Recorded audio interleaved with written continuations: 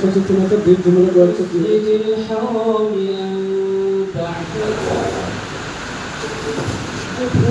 শাপলা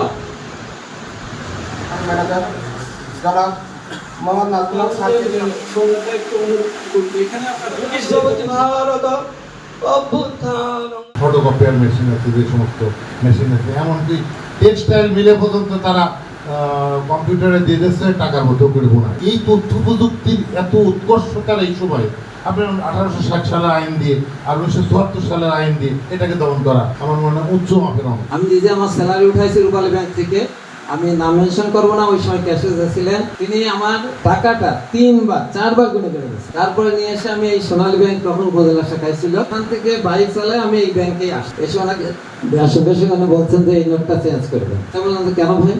তো বলছে এই নোটটা যেখান থেকে নিয়ে আসছেন সেখানে।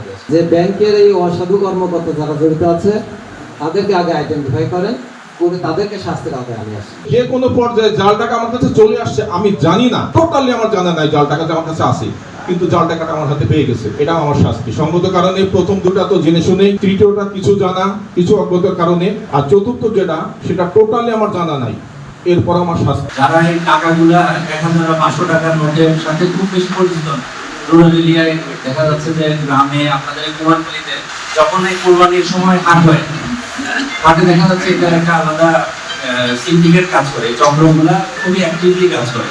ঠিক আছে, আমরা অনেকটাই জানি না এবং আমাদের একটু সচেতন হতে হবে। এটা জাল টাকাটা আসলে আমাদের ভাই সমাজের মধ্যে আস্থা নষ্ট করে দেয়। আমরা কিন্তু আধুনিক যে প্রযুক্তিগত কৌশল নেওয়া দরকার, তার সবগুলোই আধুনিক আমাদের নতুন টাকাগুলোর মধ্যেই নিয়ে আসছি।